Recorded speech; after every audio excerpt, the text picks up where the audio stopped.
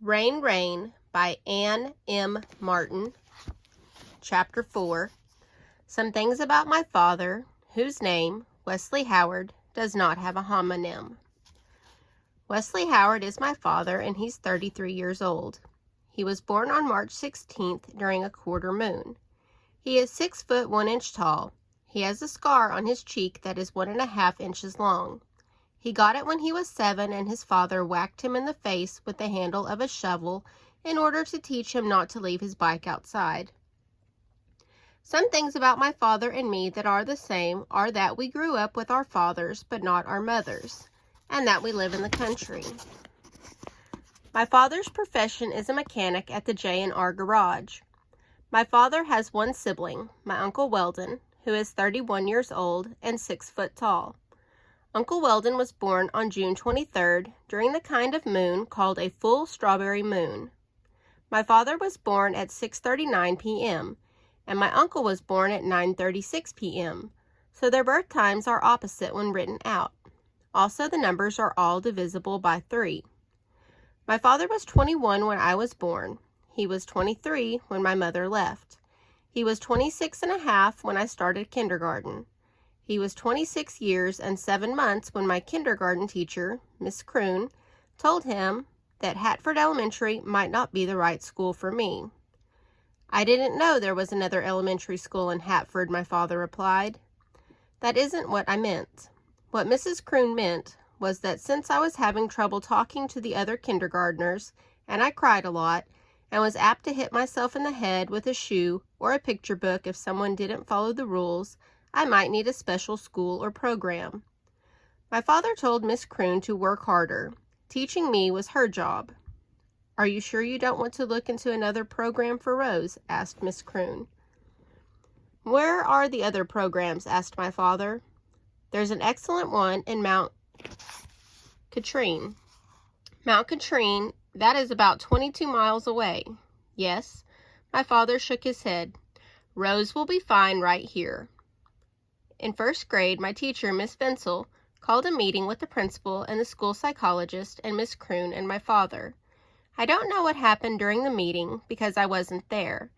After the meeting, my father picked me up at Uncle Weldon's office and took me home and shook me and said, "Rose, this behavior has got to stop." And I told him that you could write out my name 2 ways, and both ways would be pronounced the same. For second grade, I had Miss Kroon again because she didn't want to teach kindergartners anymore. Miss Kroon said to my father on the afternoon of September 13th, "I believe Rose would benefit from spending part of every day in the resource room, Mr. Howard." Mr. Howard, who is my father, said, "That's fine with me as long as the resource room isn't for retards." 4 has 2 homonyms, 4 and 4. By fourth grade, Mrs. Liebler had become my aide. My father said he didn't think I needed an aide, but that he wasn't going to fight Hatford Elementary. Just stay out of trouble, Rose, he told me, and everything was fine until 5th grade when Mrs. Liebler thought up the idea of weekly progress reports. Now I am going to go back in time to report on my father's childhood some more. When my father was 10 years old, he went to school with a brown-colored 2-inch-long mark on his arm, and his teacher decided it was a burn. She called Child Protective Services, and that very night, the police arrested my father's father, and that was when my father and my Uncle Weldon went into foster care. We were always placed together with the same family, Uncle Weldon told me once.